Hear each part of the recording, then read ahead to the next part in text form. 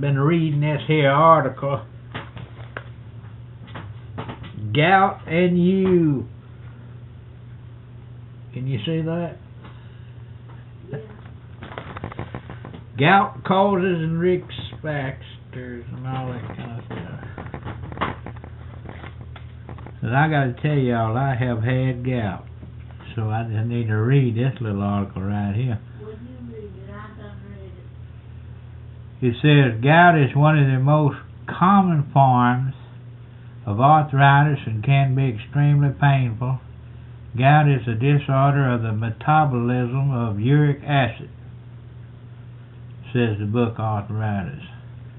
What is more, it is a disorder with a clearly identified cause: the presence of uric acid crystals in the synovial fluid of a joint, particularly in the big toe. See that right there? Alright. Now, it says right here, uric acid is a waste product circulating in the blood, and it results from the breakdown of substances called purine. When uric acid builds up, usually from insufficient elimination in the urine, needle-like crystals can form in the joint at the base of the toe, although it may strike other joints. It has. It's got me both elbows, both knees, both ankles, and I thought I had it in my damn neck one time. And I've had it in my wrist, both wrists. But the thing about it is, you don't get it but in one wrist at a time. You don't get it in both. And you don't get it like in your wrist and your toe or your foot and your toe. It only, for some reason, it targets you like a wrestler. That's what I've found. It says the joint may become inflamed and swollen, especially if you bang it. That's what I do. If I bang my knee up against something, but Katie barred the door, or if I come off steps wrong and hit the ground wrong, if I do anything to bump my elbow or twist my wrist, in about a day I'll have an attack. But anyway,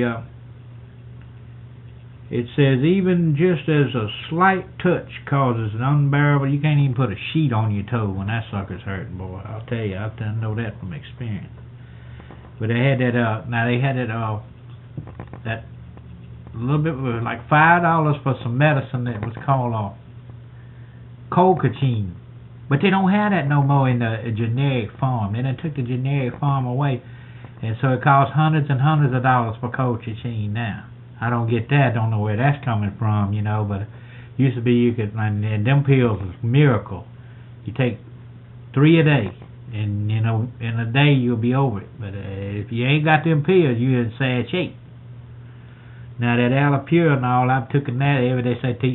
They'll give you a prescription for that, to take that, one of them every day, and for the rest of your life, to keep from getting gout. But if you eat right, don't eat a lot of, what I have my gout attacks is eating crab claws. Crab claws will kill me. I mean, I used to go on Friday night down yonder and get me a platter of crab claws, and man, next day I couldn't even hardly walk. I couldn't figure out what I was doing wrong, but it was the shellfish. I can't eat a lot of shellfish anymore. Alright, let's see what it says here. Without treatment, a gout attack usually lasts about 1 week. I guarantee 3 days anyway if you got them pills. Another attack may not happen for months or even years. If gout is not managed well, the time between attacks may get shorter. The attacks may become more severe, and joints can be permanently damaged. Sometimes gout can progress into a chronic long-term condition. Gout is one of the most treatable forms of arthritis. The treatment focuses usually on non-steroidal anti-inflammatory drugs, or in recurrent or very severe attacks on allopurinol, which helps to prevent the formation of uric acid. Can recurrence of gout be preventable? Possibly, if the sufferer is aware of the risk factors. That's why I'm reading this. Want to find out some risk factors for recurrence, because we don't want no recurrence, babe. This is some sad stuff right here. The risk factors are age, gender, and genetics. According to some authorities, more than 50% of sufferers have a family history of the disease. Both my father and grandfather had gout. Well, I got it too.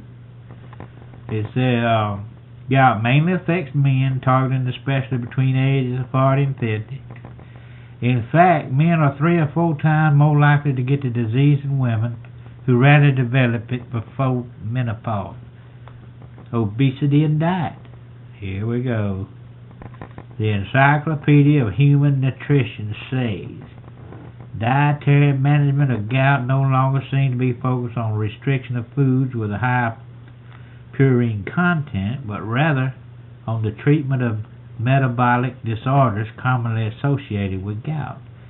Obesity, insulin resistance syndrome, and dyslipidemia are abnormal blood levels of lipids such as cholesterol. Now, I can't even spell cholesterol. Why should I be worried about that? But anyway, nevertheless, some authorities also recommend cutting back on foods that contains high amounts of purine, such as yeast, certain fish, various red meats, any other damn thing I like.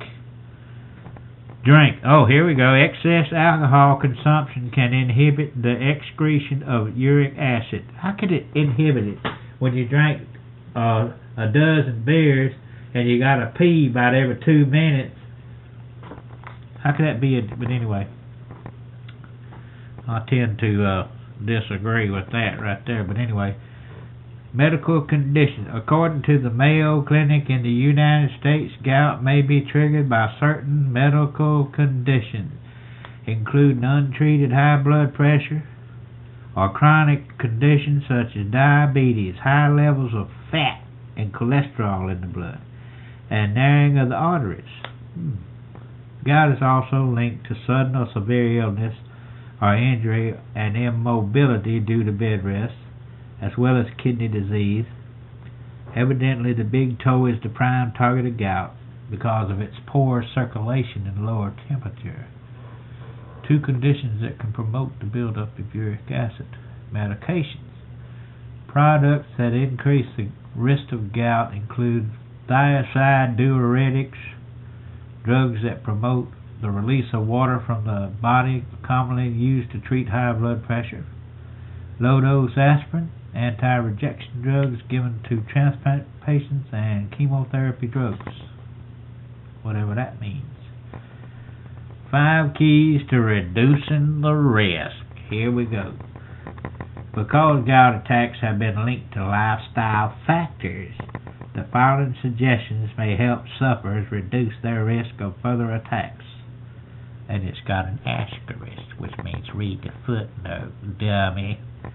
The footnote says this article is not intended to be a medical guide. Each sufferer may require personalized medical management. Also, he should not stop taking prescribed medications or make major dietary changes without first consulting a doctor. Oh, excuse me. Getting back to the article. Because gout attacks... Alright, I read that. Because gout is a metabolic disorder, sufferers should strive to maintain a healthy weight by limiting their calorie intake. Moreover, excess weight adds stress to weight-bearing joints. Beware of crash diets and rapid weight loss, which will temporarily elevate uric acid levels in the blood. Avoid excessive amounts of animal proteins.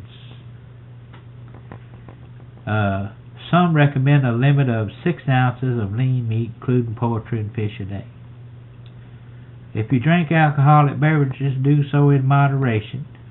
If you have a gout attack, it may be wise to know you need to avoid that. I know you throwing gas on the fire. Anyway, drink plenty of non-alcoholic liquids.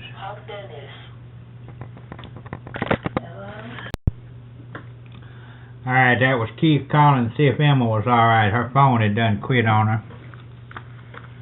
She lives across the street from us. He was fine, he just phoned and went out in this bad weather. Part 5, drank plenty of non-alcoholic liquids. These help dilute uric acid and flush out the body. The preventative measures above may remind us of biblical injunction that we be moderate in habits. To be sure, our loving Creator knows what is best for us. Well, sir, I know you gotta watch what you eat, but I've been trying to eat this here Chinese diet and cut out a lot of this gout causing mess. But I'll tell you one thing, if you get an attack of that stuff, you're in bad shape, buddy. Later, Gator. It says here, the preventative measures above may remind us. It says drink plenty of non-alcoholic liquids. I'll tell you, if you got gout attack going on and you drink, especially if you say, well, I'll just get me a shot of whiskey. I won't do. You throwing gas. Why? Is that same